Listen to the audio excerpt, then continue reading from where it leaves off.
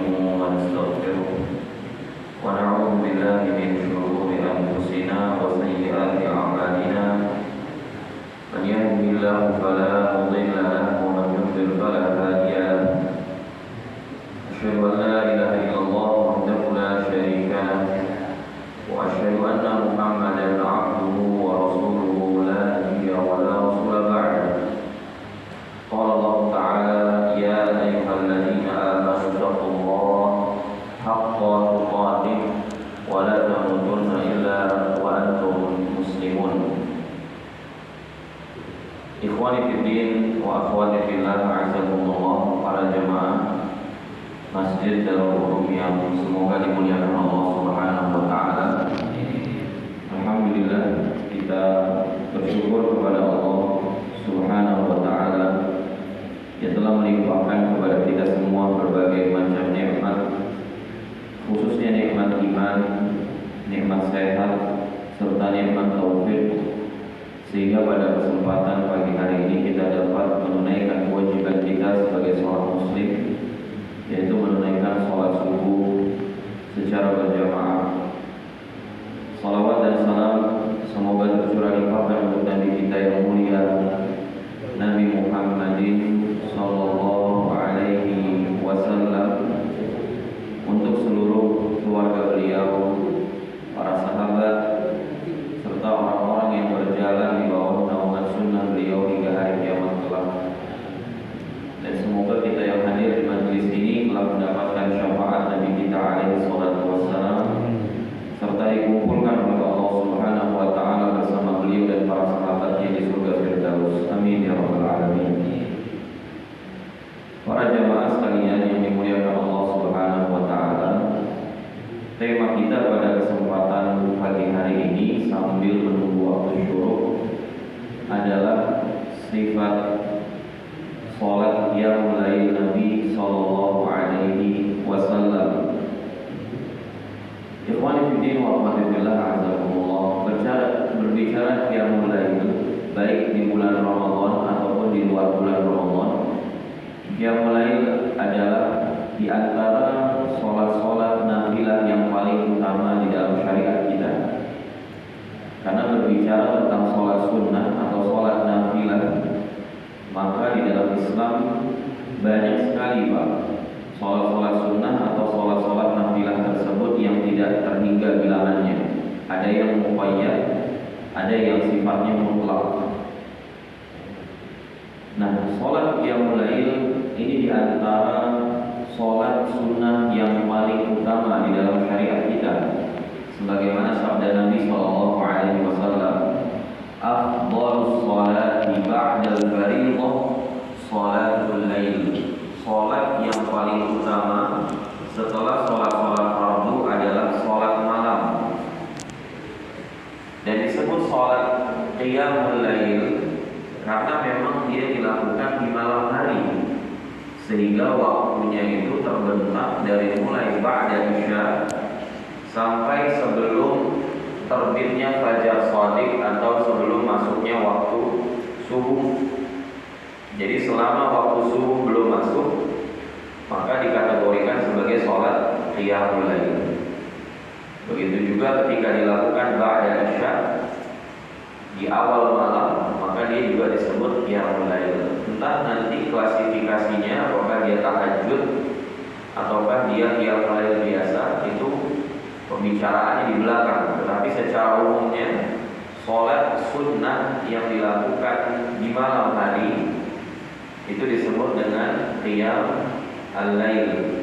Qiyamul lail, sholat di malam hari. Dan Syekh Abdullah bin Shalih Al-Fauzan hafizahullah menyatakan tentang keutamaan sholat qiyamul lail. Kata beliau, qiyamul lail walau kana qalilan min ahamil muwallidat al-imaniyah. Bahwasanya qiyamul lail ini Pak, meskipun bilangan rakaatnya sedikit, katakanlah yang kita mampu untuk kita kerjakan cuma 2 rakaat, enggak banyak-banyak, yang bisa kita lakukan setiap harinya rutin hanya 2 rakaat sholat malam, maka kata Syekh Abdullah bin Shalih Al-Fauzan hafizahullah, dia merupakan kuat untuk melahirkan benih-benih keimanan di dalam hati seorang hamba. Bima yubdi ala sahibihi min nuril wajh. Karena qiyamul lail ini di antara efeknya bisa membuat wajah bersinar. Makanya kalau kita lihat jemaah orang-orang yang suka qiyamul lail, menjaga qiyamul lail, wajahnya bersinar, Pak. Meskipun kulit wajahnya itu coklat-coklat, sawo matang atau kematangan kadang-kadang, tapi tetap aja wajahnya dia kelihatan bersinar karena sering dipakai untuk bersujud di malam hari. Wa yaqadhatil qalb, kepekaan hati pun menjadi bangkit, hatinya menjadi sensitif. Wa halawatil iman, salat malam juga bisa melahirkan manisnya iman. Wa huwa sababun min asbab dukhulil jannah. Dan yang paling penting kata beliau, salat malam itu adalah faktor paling kuat yang dapat memasukkan orang ke dalam surga Allah Subhanahu wa taala. Kenapa Pak? Qiyamul lail itu begitu prestisius buat orang-orang beriman. Dan dia menjadi pembeda antara orang yang imannya rendah dengan orang-orang yang imannya tinggi. Para ulama mengatakan salat qiyamul lail itu memiliki beberapa keistimewaan dari salat-salat sunnah yang lainnya. Dari salat sunnah duha, dari salat sunnah istigharah, mungkin tahiyatul masjid, salat-salat sunnah mutlak di pagi hari. Ya, dia punya beberapa kelebihan. Di antaranya al-bu'du 'anil riya. Dia menjadi utama dan istimewa di dalam Islam karena sholat malam adalah di antara sholat yang menjauhkan seseorang dari riya. Karena ketika seseorang tidur, ya, di keheningan malam, orang-orang pada terlelap, maka dia bangun untuk bermunajat kepada Allah Subhanahu wa taala. Lalu kemudian kata para ulama, li'annaha waqtur rahah wa naum. Dan yang menjadikan qiyamul lail menjadi istimewa dibandingkan sholat-sholat sunnah yang lain, baik di Ramadan ataupun di luar Ramadan, pembicaraan kita. Karena sholat malam atau qiyamul lail, dia adalah waktu yang paling berat buat seseorang melakukannya. Kenapa? Karena waktu malam adalah waktunya orang istirahat. Waktu malam adalah waktunya orang untuk tidur dari lelahnya aktivitas di pagi hari. Sementara dia bangun sendirian, tentu masyaqqahnya, bebannya itu jauh lebih berat daripada sholat-sholat yang dilakukan di pagi hari atau di siang hari. Dan di dalam kaidah agama kita jemaah, al-ajru ala qadri al-masyaqqah. Ganjaran itu mesti sesuai dengan effort, sesuai dengan beban, sesuai dengan upaya yang kita lakukan. Semakin berat, semakin besar pahalanya. Semakin berat ibadah tersebut, maka insya Allah semakin istimewa di sisi Allah Subhanahu wa taala. Dan ditambah lagi jemaah bahwa qiyamul lail ini kata Nabi SAW adalah da'us sholihin, kebiasaannya orang-orang saleh. Jadi enggak pantas Pak mengklaim diri kita sebagai orang saleh, merasa diri kita ini orang yang perfect, ya, hanya karena kita menjaga sholat 5 waktu, hanya karena kita menjaga puasa di bulan Ramadan, sementara kita belum merutinkan sholat qiyamul lail. Enggak pantas. Karena Nabi SAW menyampaikan, alaikum biqiyamil lail fa innahu da'us salihina qablakum. Hendaklah kalian melakukan sholat qiyamul lail, karena sesungguhnya sholat qiyamul lail adalah kebiasaan orang-orang soleh sebelum kalian. Jadi trennya orang soleh qiyamul lail. Enggak qiyamul lail, jangan ngaku-ngaku sebagai orang soleh. Dan Allah Subhanahu wa taala di dalam surah Al-Furqan juga di ayat 64 Allah mengatakan tentang orang-orang yang statusnya sebagai ibadur rahman, hamba-hamba Allah yang pemurah. Kata Allah, di antara ciri mereka, walladzina yabituna li rabbihim sujjadan wa qiyama.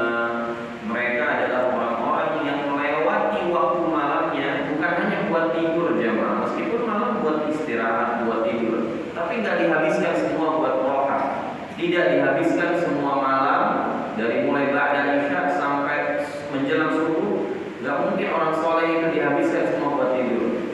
Kata Allah, ibadur rahman itu cirinya diantaranya mereka yang melewati waktu malam untuk sujud dan berdiri di hadapan Rabbnya Azza wa Jalla. Itu ciri ibadur rahman. Orang-orang yang lambungnya jauh dari kasur, bukan yang sedikit nempel ke kasur langsung lelep, Pak. Itu bukan ciri ibadur rahman. Ibadur rahman itu cirinya diantaranya waktu malamnya dihabiskan sebagian untuk bermunajat kepada Allah Subhanahu wa Ta'ala. Jadi jelas Pak, dari sini menunjukkan qiyamul lail baik di bulan Ramadan atau di luar bulan Ramadan memiliki urgensi yang sangat besar, memiliki keutamaan yang sangat agung di dalam agama Islam, yang seseorang hendaklah menjaga sholat-sholat malam tersebut bukan hanya di bulan Ramadan tapi juga di luar bulan Ramadan. Nah, jamaah yang Allah muliakan, lalu pertanyaannya adalah bagaimana tata cara pelaksanaan sholat qiyamul lail yang diajarkan oleh Nabi kita Shallallahu Alaihi Wasallam dan dijelaskan tentunya oleh para ulama kita. Jamaah yang Allah muliakan, pertama, Nabi kita alaihi salatu wassalam itu punya kebiasaan ketika beliau hendak bangun malam, biasanya dilakukan ketika sholat tahajud. Dan sholat tahajud adalah sholat malam, kata para ulama, yang dilakukan setelah istirahat. Ya, setelah istirahat. Jadi kita tidur pada isya, nanti jam 11 bangun, jam 12 bangun, jam 1 bangun. Nah, itu disebutnya dengan sholat tahajud. Dan secara umumnya dia masuk dalam kategori sholat qiyamul lail. Tapi sholat qiyamul lail yang dilakukan setelah istirahat sejenak, nah itu disebut dengan sholat tahajud. Nah, biasanya Nabi kita Shallallahu Alaihi Wasallam ketika beliau bangun dari tidurnya untuk menunaikan sholat, maka kebiasaan beliau yang pertama sebelum berwudu adalah bersiwak. Jadi bangun tidur tuh Pak, itu nggak langsung berwudu, tetapi bersiwak. Kalau sekarang bapak-bapak, ibu-ibu nggak punya kayu siwak, yang mungkin bisa menggunakan sikat gigi. Ya, tapi kalau ada siwak, bangun tidur, jadi simpan bersiwak di saku atau simpan di dekat tempat kita berbaring. Dibangun tidur langsung bersiwak. Kata Nabi Shallallahu Alaihi Wasallam, "Idza qama ahadukum yusalli minal lail falyastak." Jika salah seorang dari kalian bangun dari tidurnya dan hendak menunaikan sholat malam, maka hendaknya dia bersiwak. Fa inna ahadakum idza qara'a fi sholatihi, karena sesungguhnya ketika dia membaca ayat-ayat Al-Qur'an di dalam sholatnya, wada'a malakun fahu 'ala fi, malaikat itu meletakkan mulutnya di hadapan mulut kita, jemaah. Jadi bisa kebayang kalau kita malamnya habis makan jengkol, habis makan petai, ya kan? Kemudian ditambah lagi aroma bau mulut ketika bangun tidur, itu kesian malaikat, memang. Ya, dia meletakkan bibirnya karena senang dengan bacaan-bacaan Al-Quran. Dia senang dengan kalam Allah. Wala yakhruju min fihi syai'in la dakhala famal malak, dan tidak ada seorang pun yang mengeluarkan sesuatu dari mulutnya ketika dia qiyamul lail kecuali masuk ke dalam mulutnya para malaikat. Jadi di antara lagi-lagi menunjukkan keutamaan qiyamul lail, ya, disaksikan oleh para malaikat, ya, dibersamai oleh para malaikat.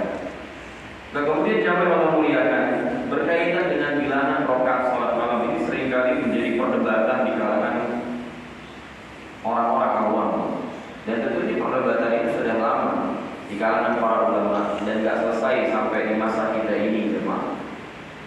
Dan yang mirisnya itu bukan masalah perdebatannya sebenarnya, tetapi cara di dalam menyikapi khilaf atau perdebatan tentang bilangan sholat tarawih yang dilakukan oleh Nabi kita Shallallahu Alaihi Wasallam. Ini seringkali menjerumuskan sebagian kaum muslimin kepada saling caci maki, sindir menyindir, bully membuli, nyinyir menyinyir.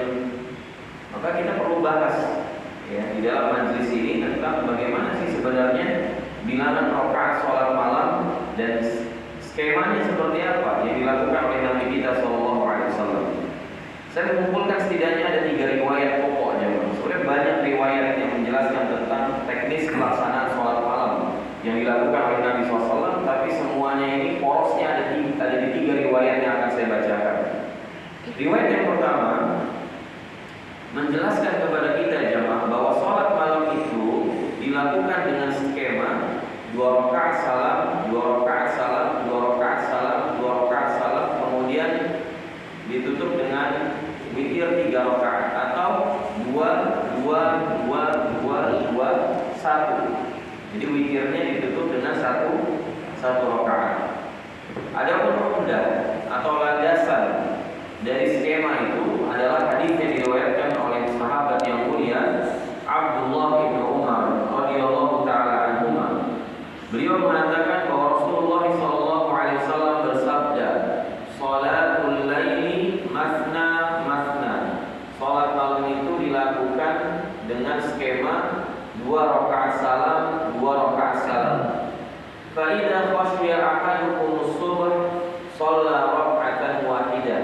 Dan itu dilakukan terus Pak sampai menjelang subuh. 2 rakaat salam, 2 rakaat salam, 2 rakaat salam dilakukan sampai menjelang subuh. Karena Nabi mengatakan, jika kalian khawatir masuk waktu subuh, maka hendaknya kalian tutup sholat malam tersebut dengan witir 1 rakaat. Yaitu tirulahu ma qalla, untuk mengganjilkan bilangan rakaat yang dia telah lakukan sebelumnya. Nah, sehingga jamaah dari hadis ini para ulama itu berbeda pendapat tentang skema 2-2-2-2-2-1 atau 2-2-2-2-3. Ada perbedaan pendapat di kalangan ulama. Sebagian ahli ilmu, di antaranya tentunya adalah mazhab Syafi'i yang mu'tamad, mengatakan bahwasannya skema dengan formasi 2 rakaat salam, 2 rakaat salam, 2 rakaat salam, kemudian nanti ditutup oleh witir 3 atau 1. Ini merupakan skema yang wajib dilakukan di dalam pelaksanaan sholat malam. Ya, skema yang wajib dilakukan ketika seseorang mengerjakan sholat malam. Artinya nggak boleh pakai skema selain skema ini. 2 rakaat salam, 2 rakaat salam, 2 rakaat salam, 2 rakaat salam, nanti ditutup witir 3 atau 1 rakaat. Sehingga dalam mazhab Syafi'i tidak sah orang melakukan sholat witir umpamanya 4 rakaat salam atau 8 rakaat salam dan seterusnya. Nah, tetapi jumhur mayoritas ulama menilai bahwa hadis tadi Pak itu menunjukkan tata cara sholat malam yang paling utama saja, bukan sholat malam yang wajib dilakukan dengan skema tersebut. Jadi kalau pendapat pertama tadi mengatakan harus dengan skema itu, jumhur atau mayoritas ulama justru berpendapat bahwasannya skema itu hanya untuk menunjukkan afdhaliyah, la wujub, hanya untuk menunjukkan yang utama itu seperti itu, yang sering dilakukan oleh Nabi SAW. Bukan harus seperti itu skemanya. Dan yang demikian karena ada riwayat secara zahir menunjukkan Nabi juga pernah melakukan sholat malam itu dengan skema 4 rakaat salam, 4 rakaat salam. Bagaimana kita bahas Pak?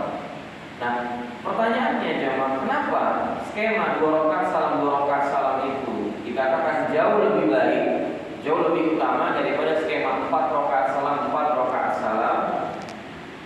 Pertama, alasannya kata para ulama, dia lebih banyak memberikan jeda kepada musallin, kepada orang-orang yang sholat untuk istirahat. Apalagi bicara tarawih Pak, tarawih itu dari kata roha, ya, roha itu apa? Istirahat. Jadi istirahat itu banyak harusnya Pak, yang mulai itu atau sholat tarawih. Ya, jedanya itu agak banyak, karena dia sholat roha, dimana kita melakukan ibadah puasa full tuh, dari mulai terbitnya fajar seperti ini sampai nanti waktu maghrib. Tentu udah lelah kita butuh sholat malam yang merehatkan fisik kita. Nah, karenanya para ulama mengatakan tata cara 2 rakaat salam, 2 rakaat salam itu jauh lebih diutamakan ketimbang skema yang lainnya, karena dia lebih banyak memberikan jeda istirahat buat para musallin ketika dia mengerjakan sholat malam. Yang kedua, memudahkan untuk seseorang menunaikan urusan penting. Jadi kalau nanti umpamanya di rakaat maka rakaat kedua itu rakaat terakhirnya, sehingga dia bisa menjeda sholatnya sebentar untuk menunaikan urusan yang penting tersebut, entah ingin buang hajat, ya, buang air kecil, atau entah anak nangis minta susu, atau orang tua ya menyuruh kita sesuatu di sela-sela sedang sholat. Maka kalau sholatnya 2 rakaat salam, 2 rakaat salam, rakaat kedua jadi rakaat terakhir. Tapi kalau 4 rakaat salam, 4 rakaat salam, rakaat kedua itu baru pertengahannya, masih ada 2 rakaat lagi. Dan kalau kita kembalikan kepada sholat malamnya Nabi SAW dan para sahabatnya jemaah, itu sholatnya lama. Kalau nggak kayak kita, kalau kita kan mau 2 rakaat salam, mau 4 rakaat salam, sama aja, pul-pul juga ujung-ujungnya kan.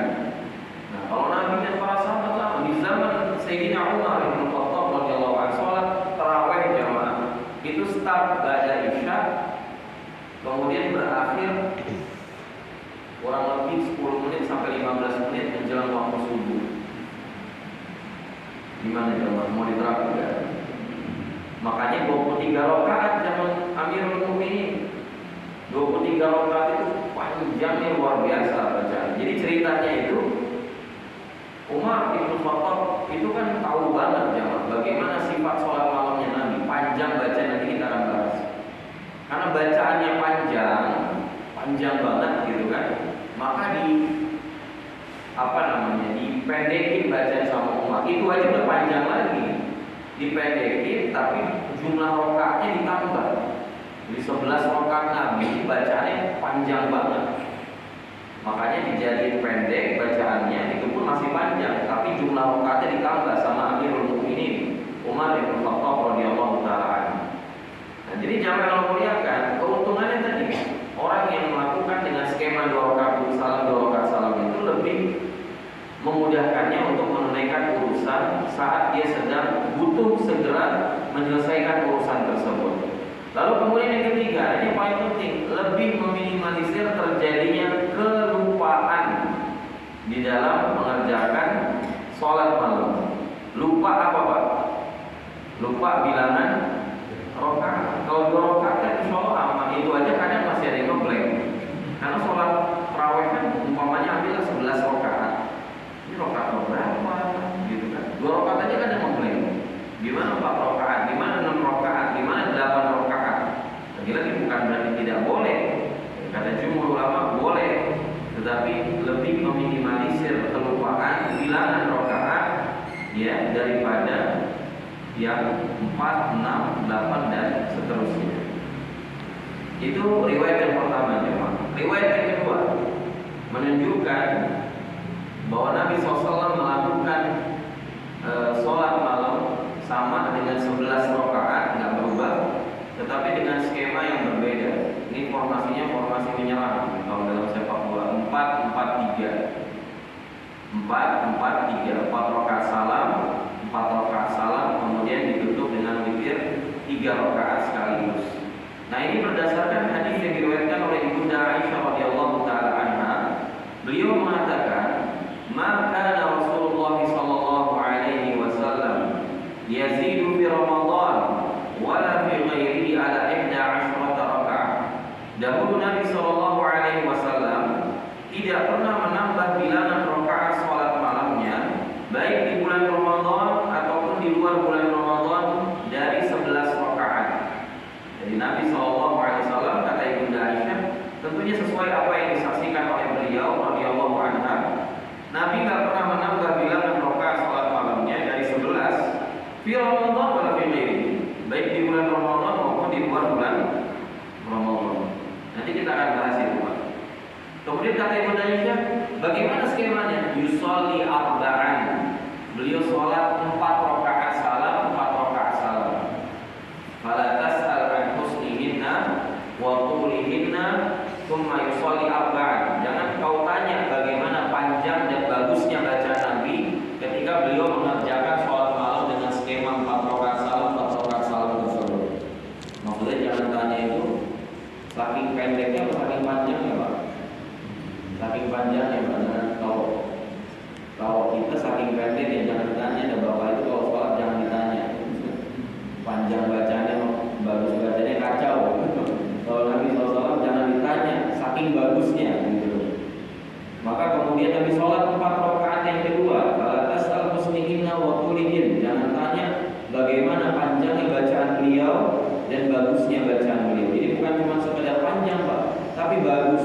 Kadang ada orang baca panjang, bacanya banyak itu ayatnya, tapi coba kalau bilang amin, kalau udah amin aja, itu nggak dengar tuh. Ini nasirul mustaqim kayak apa, ya kan? Bacaan qul juga gimana, itu kalau udah amin aja kan? Kalau udah ruku, kalau udah sujud. Jadi nggak sekedar panjang, sekedar banyak ayat-ayat yang dibaca, tapi juga muslimin memperhatikan baik dan bagusnya bacaan. Tsumma yusolli salasan. Jadi setelah beliau melakukan 4 rakaat salam, 4 rakaat salam, kemudian beliau sholat 3 rakaat. Nah, jamaah yang dimuliakan Allah Subhanahu wa taala. Tadi Ibunda Aisyah sempat menyinggung bilangan rakaat yang dilakukan oleh Nabi SAW. Kata beliau, Nabi itu tidak pernah lebih dari 11 rakaat, ya, baik di bulan Ramadan ataupun di luar bulan Ramadan. Jadi mau tarawih atau qiyamul lail biasa, Nabi tidak pernah lebih dari 11 rakaat. Nah, dari sini jamaah yang muliakan, diambil hukum oleh sebagian ahli ilmu bahwa sholat malam itu baik di bulan Ramadan atau di luar Ramadan dilakukan dengan bilangan rakaat 11 dan tidak boleh lebih. Karena itu yang dirutinkan oleh Nabi SAW sesuai kesaksian dari Ibunda Aisyah radhiyallahu taala. Nah, namun yang benar, Allah taala alam, Nabi SAW tidak pernah membatasi bilangan rakaat sholat malam. Itu yang lebih tepat. Jadi sebagian ulama mengambil kesimpulan dari hadis tadi, pokoknya sholat malam itu nggak boleh dari 11. Kalau udah tarawih, nah ini biasanya ujung-ujung kasih feedback ini. Oleh sholat tarawih 11 rakaat, ya udah nggak usah tahajud. Karena Nabi nggak pernah lebih dari 11 rakaat. Ya, kalau kita sholat tahajud lagi nanti setelah kita tidur sebelum sahur, maka berarti kita telah nambah-nambah bilangan rakaat sholat tarawih. Padahal kata Ibunda Aisyah tadi, ya, Nabi tidak pernah lebih dari 11 rakaat di Ramadan ataupun yang dilakukan di luar bulan Ramadan. Nah, itu sebagian ulama. Silakan kalau mau mengambil pendapat tersebut, nggak ada masalah.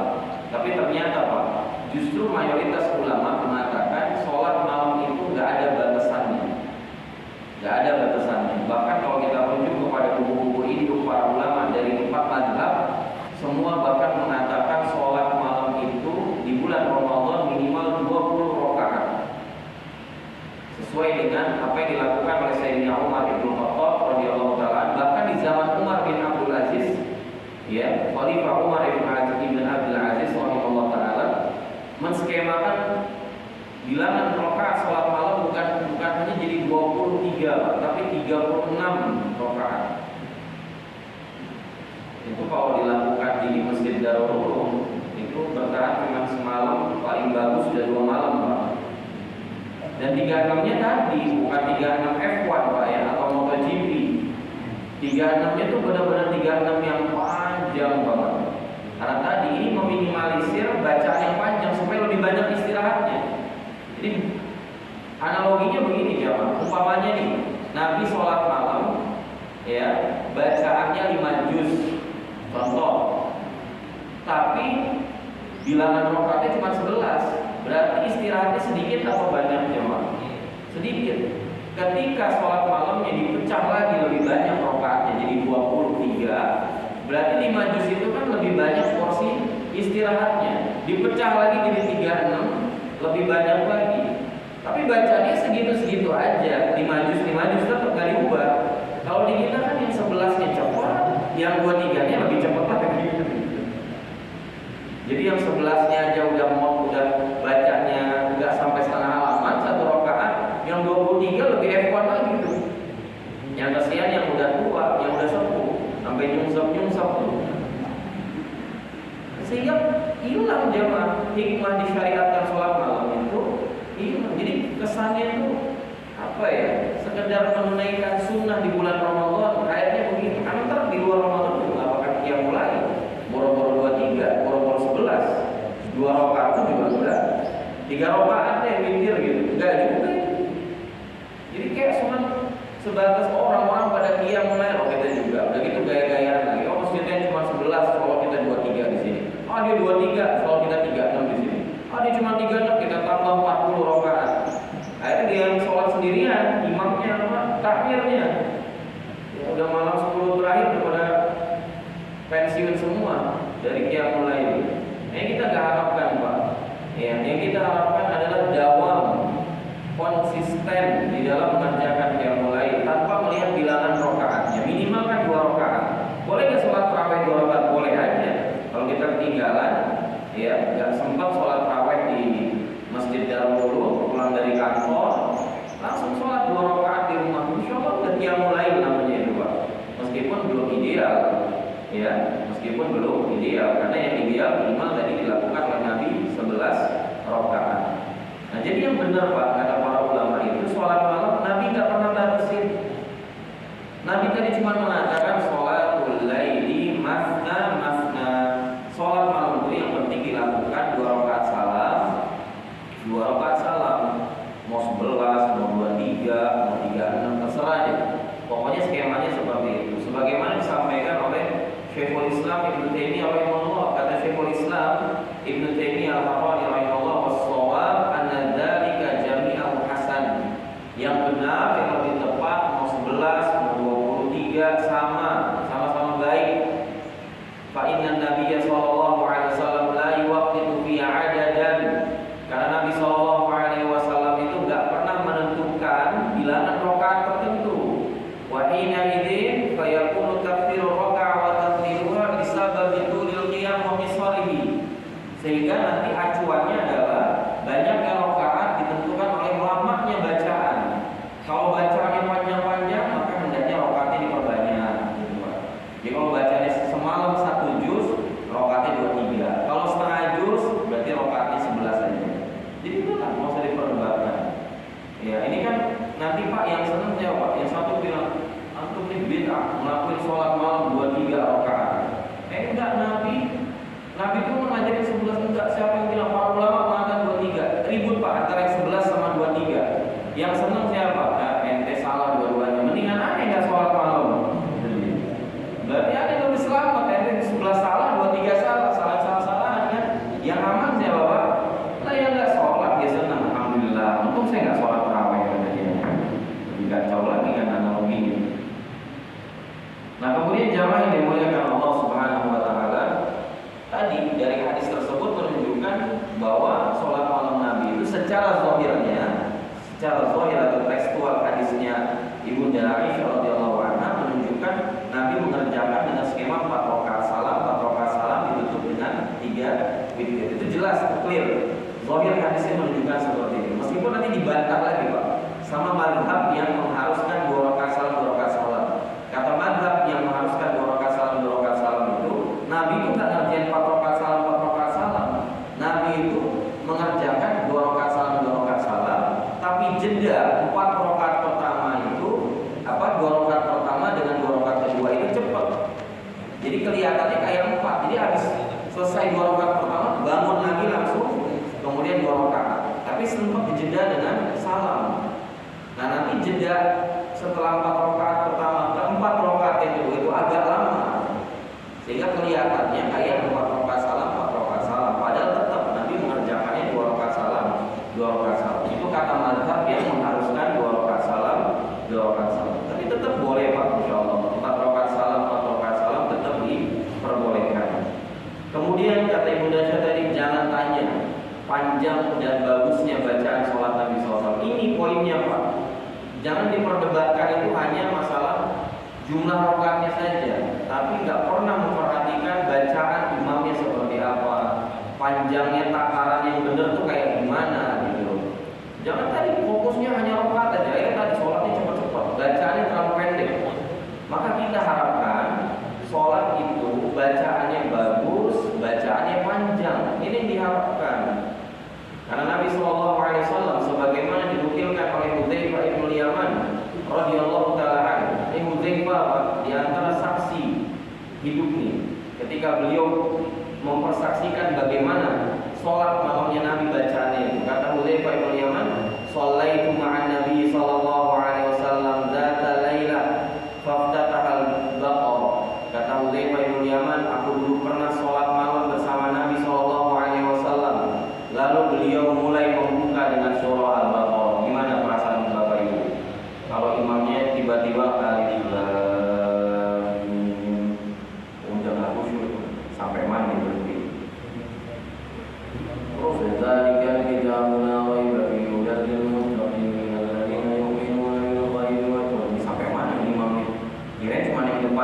dia baca, ternyata dia lanjut. Itu udah mulai nggak khusyuk, udah mulai nggak tenang. Hudzaifah tuh dengerin aja Pak. Kalau kita Pak imam baca Al-Baqarah awal alif lam mim, nakarnya itu sampai mana kira-kira? Paling baca depan gitu kan. Kalau Hudzaifah tahu nakarnya paling Nabi baca 100 ayat. Paling 100 ayat. Tsumma manggo, ternyata Nabi lanjutin. Fakul yusolli biha. Kata Hudzaifah, oh kayaknya Nabi ini rakaat pertama. Ini rakaat pertama baru. Kayaknya Nabi bakal baca surah Al-Baqarah satu rakaat. Al-Baqarah berapa juz Pak? Hampir 3 juz Pak ya. Udah, hampir 4 juz apa? Ternyata terus Pak. Tsumma manggo, Al-Baqarah selesai, ya, tsumma ftataha An-Nisa. Langsung masuk ke dalam surah An-Nisa. Terus Pak Qur'an dia baca lagi. Kirain selesai itu An-Nisa. Tsumma ftataha Ali Imran. Kemudian beliau pindah ke Ali Imran. Pak Qur'an terus saja baca Ali Imran. Mutawassilan. Beliau baca tak terlalu lambat tapi juga nggak terlalu cepat. Jadi temponya stabil Pak. Temponya itu nggak terlalu lama, nggak terlalu cepat. Tapi masalahnya nggak cuma di situ. Itu bayangin Pak, Al-Baqarah sampai An-Nisa, ya, itu kira-kira 5 juz lebih tuh Pak. Satu rakaat kira-kira. Tapi ternyata nggak di situ poinnya. Kata Hudzaifah bin Yaman, "Idza marra bi ayatin fiha tasbih sabar." Kalau Nabi melewati ayat-ayat tasbih, beliau berhenti dulu Pak. Ya Allah, kalau bahasa kita pakai berhenti lagi. Bukan lanjut aja, ini udah lama gitu kan. Pakai berhenti lagi. Tapi kan Nabi berhenti Pak. Nabi bertasbih, banyak banget bertasbih. Wa idza marra bi su'al sa'al. Kalau Nabi lewat ayat-ayat permohonan, berhenti lagi tuh Pak. Diulang-ulang lagi tuh ayat itu. Bahkan dalam riwayat itu Nabi SAW pernah sholat malam Pak, dari mulai ba'da isya, ya, sampai subuh atau menjelang subuh, cuma baca satu ayat. Dan ayat itu diulang-ulang terus, itu namanya tadabbur. Jadi sholatnya Nabi itu bukan sekedar baca, tapi juga tadabbur. Wa idza marra bi ta'awud ta'awwad. Dan kalau lewat ayat-ayat ta'awud, memohon perlindungan, beliau berhenti lagi Pak. Mohon perlindungan kepada Allah dari siksa neraka, dari dahsyatnya hari kiamat. Jadi bayangkan gimana panjangnya bacaan Nabi SAW. Habis itu ruku tuh Pak, senang tuh Hudzaifah. Alhamdulillah ya Allah, ayat ruku juga. Ternyata rukunya kata beliau, nahwa min qiyami. Lama ruku Nabi itu hampir sama dengan lama berdirinya Pak. Tadi dirinya berapa juz Pak? 5 juz lebih. 5 juz itu berapa jam Pak kalau baca Quran ya Pak? 1 juz saja kalau yang, tapi kita jangan ukurannya orang awam Pak. 1 juz itu kira-kira 50 menit Pak. Atau 1 jam paling lama, berarti 5 jam. 5 jam rukunya 3 jam, gimana enggak gempor itu Pak, dari Pak Yaman. Kemudian beliau bangkit dari ruku. Nah, udah mau sujud nih, senang. Ternyata beliau bangkit dari ruku, itu lamanya hampir sama ketika beliau ruku. Itu diulang-ulang terus Pak. Rabbana wa lakal hamdu, Allahumma rabbana wa lakal hamdu fis samawati wa mil'ul ardi wa mil'u ma syi'ta min syai'in ba'd. Rabbana wa lakal hamdu, terus gitu Pak, dinikmati sholat malam itu, enggak buru-buru. Kemudian akhirnya beliau sujud, senang banget, akhirnya istirahat gitu kan. Dan ternyata Pak, fakana sujuduhu qariban min qiyami. Lama sujud Nabi hampir sama dengan lama beliau ketika i'tidal. Jadi itu, nah ini sunnahnya Pak. Sunnahnya itu kata para ulama, bacaan semua rukun kita itu lamanya kalau bisa jangan terlalu bedanya jauh. Jadi kalau dirinya lama, rukunya juga kalau bisa lama. Nanti i'tidalnya juga lama, sujudnya juga lama. Kadang-kadang kan ada yang begitu Pak. Orang bacaan pas dia baca Qurannya cuma dulu, nanti sujudnya lama banget. Nah ini menyelisih sunnah Nabi SAW. Yang benar itu stabil, lamanya itu nggak beda jauh. Makanya kata Hudzaifah bin Yaman atau Abdullah bin Mas'ud, bayangin Pak, ini Abdullah bin Mas'ud itu gelarnya turjumanul Quran. Nabi itu kalau pengen dengar Quran, pengennya dengar baca Abdullah bin Mas'ud. Ini yang mengatakan Pak, saya tuh nggak ada yang miss dari saya, satu pun dari ayat Quran. Saya tahu semua ayat Quran itu dia turunnya kapan, turunnya di mana, turunnya itu untuk hal apa. Jadi udah di luar kepala gitu Pak. Kayak kita lah, di luar kepala. Tapi kalau kita di luar beneran, apa di rumah masuk itu sebenarnya udah menguasai. Kata Ibnu Mas'ud, "Falam yazal qa'iman hatta hamamtu bi amri su." Waktu itu nih, waktu sholat malam sama Nabi, aku tuh saking lamanya Nabi pernah beriktikad buruk ketika itu. Lalu ada yang tanya, "Waqila ma hamam?" Memang kamu waktu itu beriktikad mau ngapain? Hamam tu an ajlis wa ada sallallahu alaihi wasallam. Waktu itu aku tuh sempat berharap pindah dari sholat malam tersebut. Aku pengen mengakhiri sendirian, biarin Nabi sendirian lanjutin sholat. Sampai sahabat aja Pak yang gelarnya cuma Al-Quran sampai sebegitunya gitu. Jadi makanya sholat malam itu bukan hanya tentang bilangan rakaat, tapi tentang bagaimana bagusnya.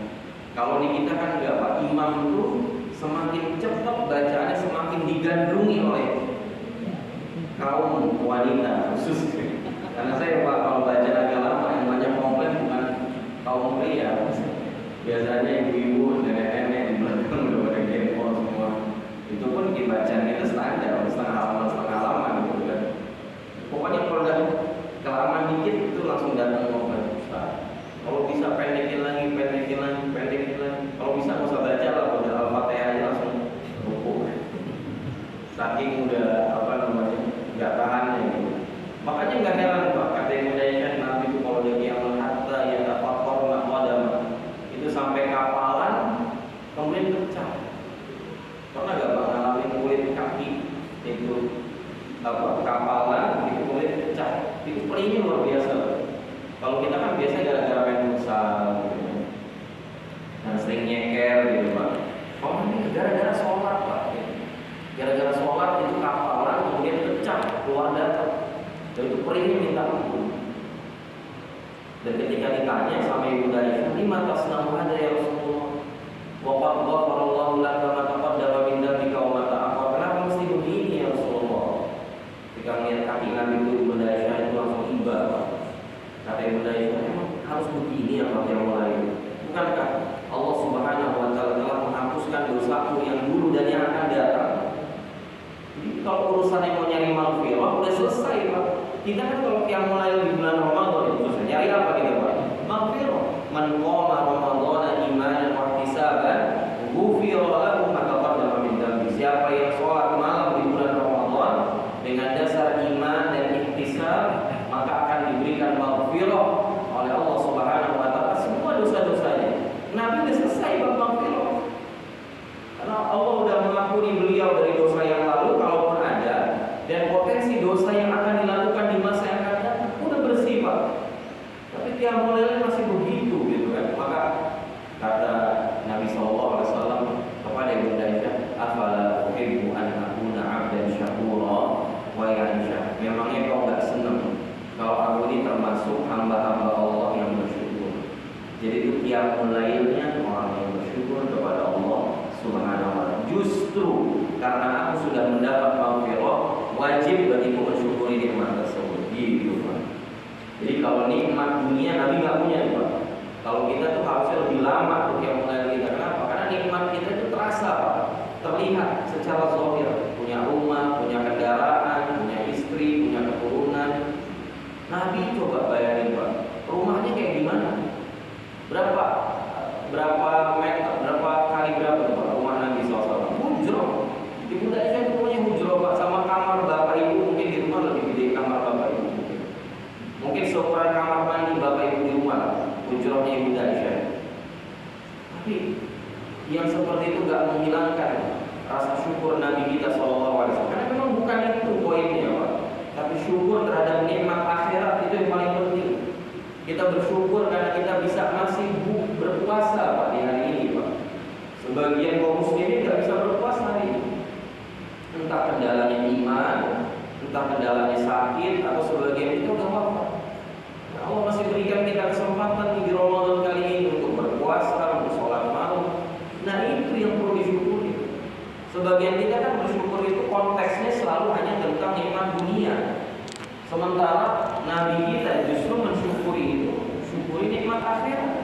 Karena kalau dunia beliau punya apa Pak di dunia? Nggak punya apa-apa. Bahkan sahabat untuk Umar bin Khattab aja sampai nangis ketika melihat punggung beliau Sallallahu Alaihi Wasallam.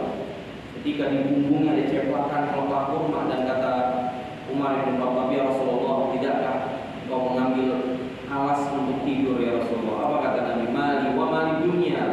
Saya itu nggak punya urusan sama dunia, wahai Amirul Mukminin, wahai Umar bin Khattab. Ya. Tidaklah aku ini kecuali seperti orang yang sedang berjalan safar, kemudian berhenti sejenak untuk berteduh dan kemudian akan melanjutkan perjalanan. Nggak punya apa-apa jadi dunianya, Pak. Karena ada banyak hal yang menanti Nabi di akhirat. Makanya disyukuri itu nikmat apa? Bukan nikmat dunia, nikmat diberikan maghfirah. Nikmat diutus menjadi nabi, menjadi rasul, nikmat mendapatkan wahyu, itu nikmat itu disyukuri sama Nabi SAW. Jadi itu Pak ya. Itu skema dari bilangan rakaat sholat malam yang dilakukan oleh Nabi SAW. Dan lagi-lagi poinnya bukan hanya pembahasan tentang berapa rakaat Nabi sholat malam, tapi pertanyaannya udah harus naik level Pak. Berapa panjang bacaan Nabi? Itu yang perlu dikaji di masjid-masjid. Itu yang harus kita introspeksi lagi dari sholat malam yang kita lakukan. Itu yang harus perlu kita evaluasi dari qiyamul lail kita Pak. Bukan hanya tentang berapa rakaat kita hari ini. Nah, 2 rakaat Pak. Ya, tapi kalau bacaan yang Al-Baqarah satu surah itu insya Allah lebih baik Pak daripada 23 rakaat tapi yang diulang adalah trikul lagi. Itu poinnya ada pada seberapa bagus dan seberapa panjang bacaan kita. Nah, terakhir Pak, saya sampaikan nasihat Nabi SAW kepada Abdullah bin Umar radhiyallahu ta'ala anhu. Nabi SAW berwasiat kepada salah seorang adik iparnya, karena Abdullah bin Umar punya kakak namanya Hafsah binti Umar bin Khattab, dan Hafsah ini statusnya adalah istri Nabi. Jadi Abdullah bin Umar ini adik iparnya Nabi. Kata Rasulullah SAW, ya Abdullah, la takun mithla fulan kana yaqumu minal lail fa taraka qiyamal lail. Wahai Abdullah, jangan seperti si fulan, seolah ngomongin orang lain Pak, padahal maksudnya kepada orang yang dinasihatin ini. Jangan kayak si fulan itu, padahal maksudnya dia. Karena yaqumu minal lail fa taraka qiyamal lail. Dulu orang ini rajin banget qiyamul lail, sekarang nggak pernah qiyamul lail lagi. Maka sejak itu Abdullah tidak pernah meninggalkan qiyamul lail Pak. Jadi meskipun sedikit, tetap jaga rutinitas qiyamul lail kita Pak. Bukan hanya di bulan Ramadan, tapi juga di luar bulan Ramadan. Meskipun tidak seideal yang kita lakukan di bulan Ramadan. Di Ramadan 11 rakaat, di luar Ramadan cuma 62 rakaat, enggak masalah. Yang penting konsisten. Kata Nabi SAW, ahabbul a'mali ilallah adwamuha wa inqal. Amal yang paling Allah cintai adalah amal yang paling dawam, amal yang paling continue, meskipun sedikit, meskipun cuma 2 rakaat, meskipun cuma 1 rakaat, tapi kalau itu continue, maka itu lebih dicintai oleh Allah Subhanahu wa ta'ala ketimbang yang 23 rakaat tapi cuma di bulan Ramadan. Ini Pak ya, mudah-mudahan bermanfaat. Ada pertanyaan sebelum saya tutup? Iya, silakan.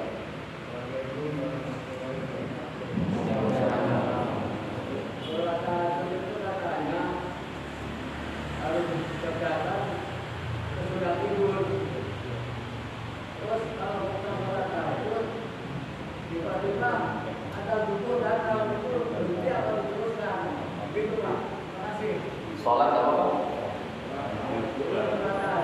Ya. Itu dikerjakan setelah tidur. Terus kalau kita sholat tahajud, tiba-tiba datang ada subuh, itu kita berhenti atau langsung diteruskan? Iya, terima kasih Pak. Bagaimana kondisinya kalau kita sedang sholat tahajud, kemudian ada subuh? Maka jangan memuliakan. Sebenarnya pembahasannya panjang ya, karena nanti kita akan membahas tentang ini sama saja Pak dengan pembahasan dimana kita lagi sahur, kemudian ada subuh berkumandang. Itu mirip-mirip lah pembahasan. Cuman memang resikonya nggak sebesar makan sahur, karena kalau makan sahur kaitannya dengan pembahasan puasa, masalah kembali pula nanti pembahasannya dengan masuknya waktu subuh di negara kita itu menjadi perdebatan para ulama. Ada yang mengatakan terlalu kecepatan, dan ini juga sudah melalui observasi ada beberapa satelit yang bersaksi dengan apa yang telah dia amati, dia teliti bahwasanya waktu subuh itu di negeri kita dan bahkan di negara-negara muslimin yang lain, bahkan di Saudi pun seperti itu, masih ada perdebatan. Itu kecepatan bukan 5 menit, 7 menit, Pak. Bahkan 20 menit tidak tahu-tahu. Bayangin 20 menit buat makan sahur itu bisa ngerujak dulu, Pak, gitu lah ya. Bisa bikin boba dulu, bisa minum susu, banyak lah bisa kita lakukan. Kalau dipakai buat sholat tahajud bisa ada beberapa rakaat. Jadi kembali kepada itu, kembali kepada pertama waktu subuh di negara kita ini, apakah sudah tepat atau belum tepat? Karena kalau kita melihat, Pak, secara langsung, maka kita bukan ahlinya juga. Kalau dulu, Pak, waktu sholat itu kan diukur oleh pergerakan matahari. Jadi nggak pakai jam-jaman. Jadi Bilal itu tinggal lihat, oh cahaya fajar shodiq sudah masuk, oh berarti udah waktu subuh masuk. Begitu. Makanya ayatnya pun bunyinya waqul washrabu hatta yatabayyana lakumul khaytul abyad minal khaytil aswadi minal fajr. Ayat itu bunyinya makanlah kalian, minumlah kalian sampai telah jelas benang putih waktu fajar dari benang hitam. Waktunya maksudnya adalah waktu malam. Jadi maksudnya makanlah kalian, minumlah kalian sampai jelas bahwasannya waktu fajar itu sudah masuk. Artinya selama kita masih saru, Pak, waktu fajar itu belum masuk, makan, minum. Ya, cuma tadi, ya sebagian muslimin itu sudah menjadikan azan itu sebagai patokan. Dan para ulama memang mengatakan ya untuk lebih hati-hatinya, kalau sudah dengar azan subuh, terlepas dari perdebatan itu, yang lebih selamat adalah stop, baik stop makan sahurnya, ya stop sholat malamnya, gitu ya, agar lebih aman saja, dapat kehati-hatian. Nah, berbicara tentang sholat malam ini, Pak, terjadi perdebatan di kalangan khususnya witir. Kita bicara witir, makanya kalau kita takar jam, Pak, kira-kira udah nggak keburu nih kalau sholat malam 2 rakaat, kita langsung witir aja. Jadi kita bangun, memang udah mepet dengan waktu subuh, maka langsung sholat witir. Dan sholat terhitung sholat malam juga, sholat witir itu kan. Nah, pas witir azan, apa yang harus dilakukan? Lanjut, Pak. Lanjut. Ya, bahkan sebagian ulama dari beberapa riwayat mengatakan bahwasannya meskipun azan berkumandang, belum sempat witiran dulu, baru habis itu qobliyah subuh. Ya, tetapi tentunya jangan dirutinkan. Karena memang hakikatnya sholat witir itu sholat malam, sehingga kalau sudah masuk waktu subuh ya bukan malam lagi jadinya, tapi sudah masuk waktu pagi hari atau yang kita sebut waktu subuh awal pagi. Jadi kalau dengar azan subuh, sementara kita masih sholat witir, para ulama mengatakan tetap lanjutkan sholat witir tersebut dan selesaikan, ya insya Allah nggak ada masalah. Ya, tetapi kalau sholat wajib beda, Pak. Kalau sholat fardu, kita lagi sholat zuhur umpamanya, dengan dengar kumandang azan asar, maka ada beberapa kondisi. Kondisi yang pertama, kita udah dapat 1 rakaat. Kalau udah dapat 1 rakaat dan 1 rakaat itu terhitung sudah bangkit dari sujud yang kedua, ya kan? Sujud yang kedua, rakaat pertama, kemudian bangkit secara sempurna. Nah, maka itu sudah terhitung dapat 1 rakaat. Kalau sudah dapat 1 rakaat, lanjutkan. Ya, karena kata Nabi SAW, "Man adraka raka'ah faqad adraka shalah." Siapa yang dapat 1 rakaat, maka dia telah mendapatkan 1 sholat. Jadi meskipun sudah terdengar azan asar, ya kan, tetap lanjutkan sholat zuhur tersebut. Ini dalam kasus tertentu, Pak, ya, bukan rutin. Memang sholat zuhurnya mepet-mepet asar, sholat asar mepet maghrib, sholat maghrib mepet isya. Kita nggak bicara kayak begitu. Ya, kita bicara yang kondisional, memang nggak biasanya seperti kita dari perjalanan, ya kan, nggak sempat turun, nggak bisa turun, atau nggak ideal sholat di kendaraan, bagaimana lah kondisinya. Nyampe pas mepet waktu asar, dapat 1 rakaat, maka lanjutkan, Pak, meskipun terdengar azan waktu sholat berikutnya. Tapi kalau belum dapat 1 rakaat, sudah keburu azan, lagi ruku nih, baru ruku rakaat pertama, maka mau nggak mau harus dibatalkan. Karena dia belum dapat satu rakaat, dan orang yang belum dapat satu rakaat belum terhitung mendapatkan satu sholat, sehingga udah keburu masuk sholat berikutnya, maka ya udah dengarkan azan dulu berkumandang, karena dia harus merubah niat lagi nanti. Kalau niatnya di awal adaan, jadi sholat di waktunya, nanti dia harus rubah niatnya jadi qadhaan. Gitu Pak ya. Nah, tadi balik lagi ke sholat witir. Kalau kita dengar azan masih dalam keadaan sholat witir, tetap lanjutkan Pak sholat witirnya. Nah, gimana dengan yang kesiangan sholat witir? Bahkan di dalam riwayat Pak Nabi SAW mengqadha sholat witir. Boleh Pak mengqadha sholat witir. Jadi kedengaran di azan subuh berkumandang, ya udah sholat terserah mau qadha langsung sholat witirnya atau sholat 2 rakaat qobliyah subuh, tergantung pelaksanaan sholat jamaah di sebuah masjid. Kalau jarak antara azan dan iqamahnya panjang, ya berarti memungkinkan kita mengqadha sholat witir yang ketiduran kita di antara azan dan iqamah. Tapi kalau misalnya khawatir mengorbankan sholat qobliyah subuhnya, maka sholat qobliyah subuh dulu, habis itu sholat subuh, nanti setelah subuh baru diqadha sholat witirnya. Yaitu dilakukan oleh Nabi SAW. Hanya bedanya mengqadha sholat witir, kalau sholat witir itu kan witir Pak, namanya ganjil. Ya, tetapi ketika diqadha di pagi hari, dia nggak ganjil lagi hitungannya, digenapkan jadi 4. Ya, atau kalau Bapak ingin niatnya mengerjakan witir 1 rakaat, tapi nggak dianjurkan Pak. Ya, kecuali dalam keadaan kepepet yang 1 rakaat itu, katakanlah 3. Maka kalau mau diqadha di pagi hari seperti ini, ditambahkan menjadi 1 rakaat, jadi 4 rakaat. Niatnya apa? Qadha witir. Jadi ditutup 1 salam aja, 1 tasyahud selesai, 4 rakaat langsung 1 salam. Gitu Pak ya. Wallahu taala a'lam. Ada lagi? Dan satu lagi Pak. Ya silakan Pak. Assalamualaikum warahmatullahi wabarakatuh. Waalaikumsalam. Apakah sholat sunnah fajar itu sama dengan sholat qobliyah subuh? Ya, betul. Ya, apakah sama sholat sunnah fajar dengan qobliyah subuh? Jawabannya sama Pak. Dan waktu pelaksanaannya pun sama. Karena Nabi mengatakan rakaatul fajr khairun minad dunya wa ma fiha. 2 rakaat subuh, maksudnya di situ 2 rakaat qobliyah fajar kata para ulama. Rakaatul fajr, 2 rakaat fajar itu jauh lebih baik daripada dunia dan seisinya. Jadi 2 rakaat qobliyah fajar. Kapan dilakukan? Setelah adzan subuh berkumandang. Jadi bukan sebelum adzan subuh, tapi setelah adzan subuh berkumandang. Karenanya namanya 2 rakaat sebelum fajar. Maksudnya apa? Sebelum sholat fajar. Sholat subuh itu nama lainnya sholat fajar Pak. Sebagaimana sholat zuhur nama lainnya sholat zawal, sholat tergelincirnya matahari dari yang tadinya tepat di atas kepala kita. Matahari tergelincir itu menunjukkan masuknya waktu zuhur. Maka sholat zuhur itu punya 2 nama. Ada yang menyebutnya sholat zuhur, ada yang menyebutnya sholat zawal, sholat tergelincirnya matahari dari atas kepala. Jadi hanya sebatas penamaan Pak. Makanya saya sering sampaikan, yang penting itu kita paham hakikatnya. Kalau kita paham hakikatnya, masalah nama itu nggak ada masalah, aman insya Allah. Yang penting kita tahu, oh rakaat 2 rakaat fajar ini maksudnya 2 rakaat sebelum sholat subuh. Apa kayak kita mau sebut 2 rakaat qobliyah subuh, kita mau sebut 2 rakaat qobliyah fajar.